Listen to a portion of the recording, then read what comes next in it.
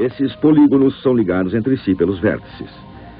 Esses espaços e essas formas, construídos de linhas, são guardados na memória do computador. Em seguida, determina-se o ponto de vista de uma câmera imaginária.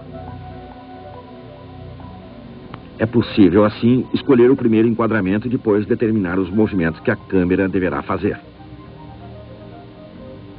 Todos os objetos assim obtidos se deslocam no espaço, respeitando o realismo de um verdadeiro movimento de câmera, obedecendo à fantasia do criador de imagens.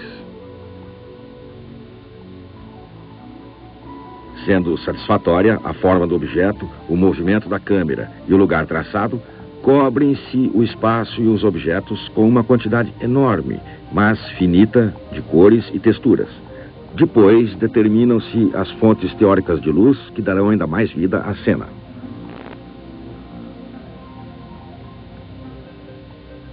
Terminada uma sequência, ela é transferida imagem por imagem da memória do computador a uma fita de vídeo. Cada segundo de animação é formado por 30 imagens diferentes que, quando reproduzidas, criarão a ilusão de movimento.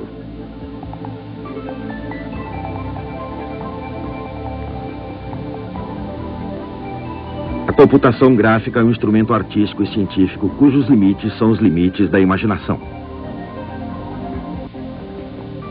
No começo da computação gráfica, acreditava-se que os personagens computadorizados substituiriam os atores. Que grande erro! Foram criados vários personagens de computador, mas ainda não surgiu um único ou uma única capaz de destronar Marilyn Monroe. Ao contrário, parece que as novas tecnologias de gravação musical estão em vias de substituir as antigas. Nossos ouvidos se foram habituando a altos padrões de qualidade sonora. Não sou a única a lastimar que Maria Callas tenha morrido antes do advento do Compact Disc. As primeiras gravações sonoras datam do final do século passado. Os aparelhos compunham-se de um acumulador que recolhia o som e fazia vibrar uma agulha que ia gravando um sulco sobre uma folha de papel enfumaçado. Pouco mais tarde, o papel foi substituído por cilindros de cera. Um único cilindro durava apenas 2 ou 3 minutos e podia ser ouvido cerca de 10 vezes. Depois dos cilindros de cera, foi a vez dos discos de cera, que tinham de ser gravados um a um. Os artistas tinham de colocar a cabeça no aparelho e repetiam a música tantas vezes quantas fossem os discos a serem gravados. Depois da cera, vieram os materiais plásticos, o que permitiu a gravação de sulcos cada vez mais estreitos e mais próximos um do outro. 78, 33, 45 rotações por minuto.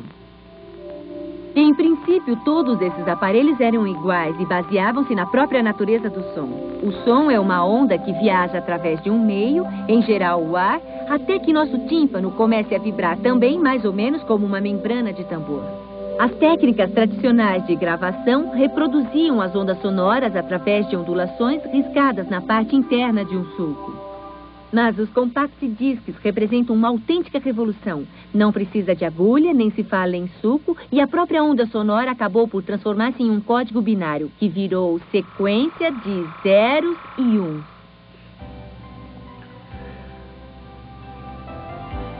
Por mais de 100 anos, a música foi gravada em discos por um sistema chamado analógico. Ou seja, as ondas eletromagnéticas eram reproduzidas na ondulação da superfície gravada.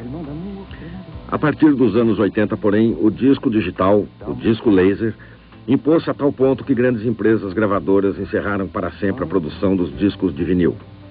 No disco laser, o som não é gravado de forma analógica, mas de forma digital, ou seja, em sequências de zeros e uns, exatamente como nos computadores. O disco laser, ao contrário do disco de vinil tradicional, praticamente não se desgasta com o uso, uma vez que não há contato mecânico entre o disco e o sistema de leitura. Este sistema de leitura é composto por uma fonte de raios laser que varre os microsulcos do disco. Esse raio laser reflete-se sobre a superfície do disco e é recebido por um fotodiodo, que é um minúsculo tubo eletrônico sensível aos impulsos luminosos.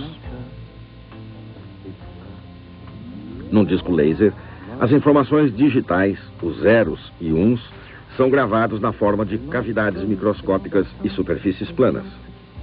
Essas superfícies planas e essas cavidades refletem a luz para o fotodiodo, que, estimulado, produz um pequeno impulso elétrico.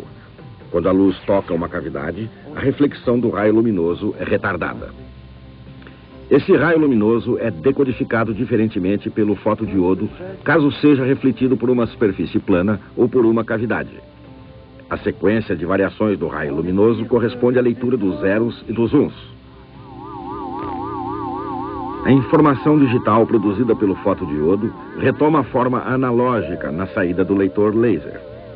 Os sons reconstituídos seguem o caminho pelos vários elementos de uma cadeia estereofônica. Apesar das pequenas dimensões, apenas 12 centímetros de diâmetro, o disco laser é capaz de conter até 1 hora de música.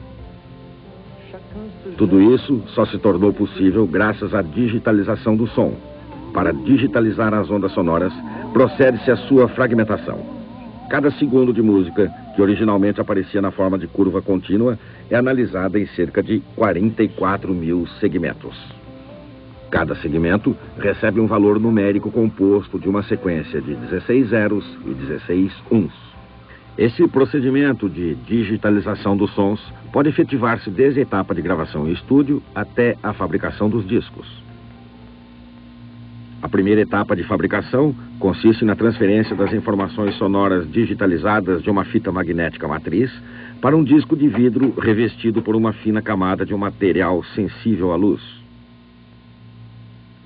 A informação digital da fita magnética matriz é passada a um gerador de raios laser. Essa fonte luminosa grava na camada fotossensível pontos de alta precisão. Num disco a laser, existem centenas de milhões de pequenas cavidades.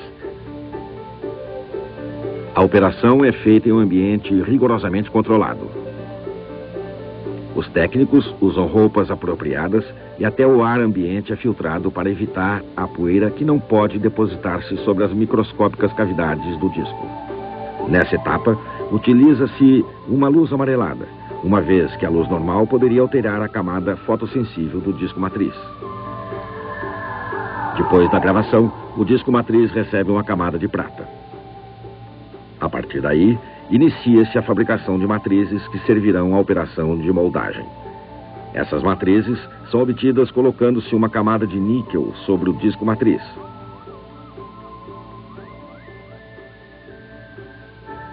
Depois disso, inicia-se a prensagem, que é realizada numa unidade de produção robotizada.